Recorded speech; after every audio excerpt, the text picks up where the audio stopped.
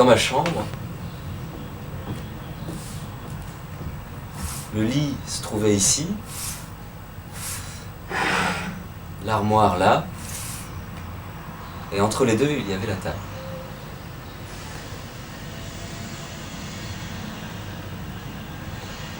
Jusqu'au jour où j'en eus assez. Je déplaçais le lit pour le mettre là, et l'armoire ici. Dans les premiers temps, j'ai senti couler en moi un courant novateur, vivifiant. Au bout de quelques jours, néanmoins, l'ennui revint.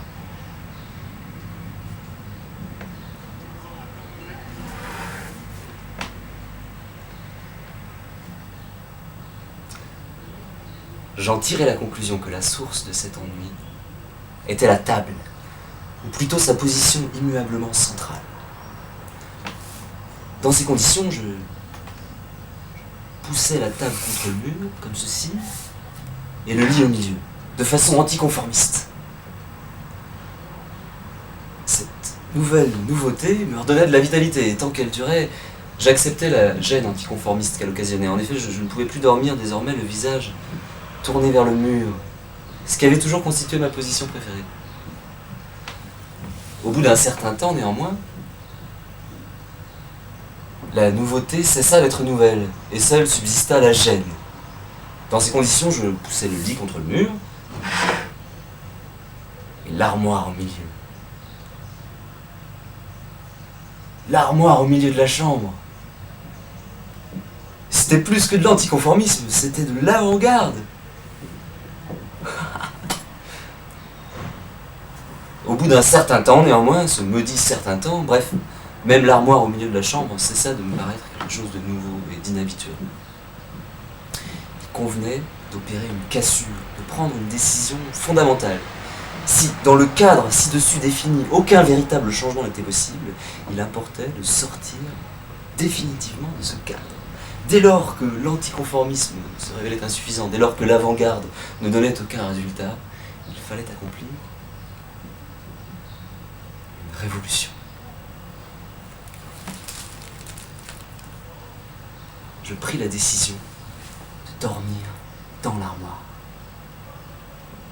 Quiconque a essayé de dormir debout dans une armoire sait qu'avec une telle absence de confort, on est absolument assuré de ne pas trouver le sommeil. Sans parler de l'exténuation qui s'empare des jambes et des douleurs dans la colonne vertébrale. Oui, ce fut la bonne solution au succès, une victoire complète.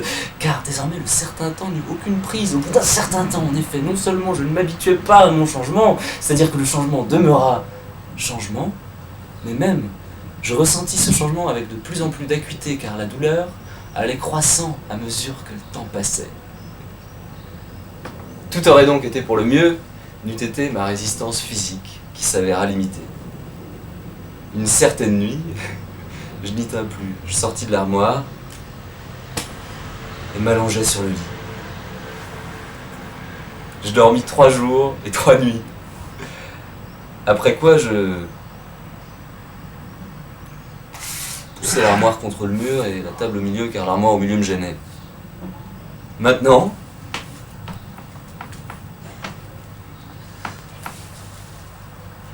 le lit se trouve ici, comme avant, l'armoire là, et la table au milieu.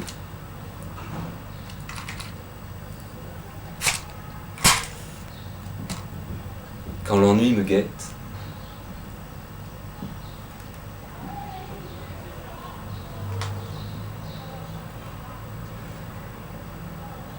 je me remémore l'époque où j'étais révolutionnaire.